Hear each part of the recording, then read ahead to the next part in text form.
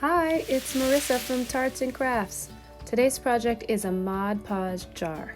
This jar is all dressed up. I think it's ready for a wedding. We have a pickle jar, Mod Podge, scissors, and a bunch of magazine cutouts. But I start with, oh, and don't forget the thick paintbrush. I'm gonna start with the tissue paper because when I put the tissue paper over this jar, it's gonna allow me to add a bunch of magazine cutouts. And once you put the Mod Podge on, the paper becomes see-through, and I don't want people to see the words on the other side of the magazine cutout. So this is gonna allow this jar to be more opaque, less translucent. It's also gonna give me a sort of a forgiving surface. So if I have a space between any of my magazine cutouts, instead of seeing the glass, what you're gonna see is the tissue paper, which is a pretty tissue paper. So I make sure to spread that glue on first, then I put the paper on, and then I make sure that it's underneath all those corners, and then I paint the Mod Podge right on top of it. So there should always be Mod Podge under and then over each piece that we add. And the Mod Podge is pretty forgiving. It actually takes overnight to dry, so you can move things around as long as it doesn't get stuck together and rip. So you want to be a little gentle with that. So here I'm just gonna cover the piece as much as I can with my theme here. I wanted it to be white or neutral.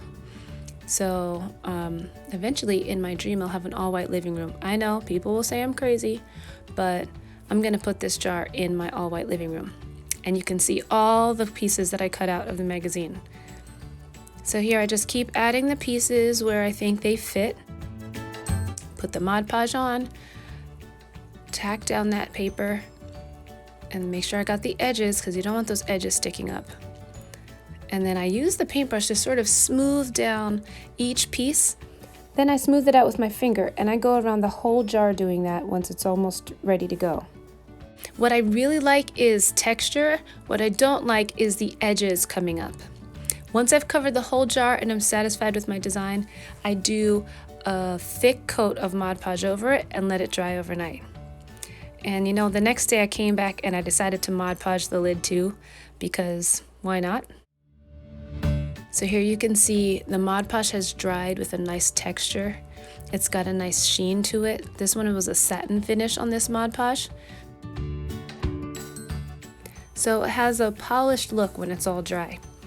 And you know what, with this jar, I decided to add some pearls for fun. I used fast drying tacky glue, which is my favorite. I talk about it all the time. It takes like 3 seconds for this to dry. I added some ribbon around the edge of the jar. And this is my finished jar. I think it's really fun. It's fancy. It's cottage chic. And here are some other jars that we've done. With these, we picked different themes like bright colors and flowers, and we had different shaped bottles. You guys can pick any theme you want. I hope you get a chance to try it. And if you do, let us know.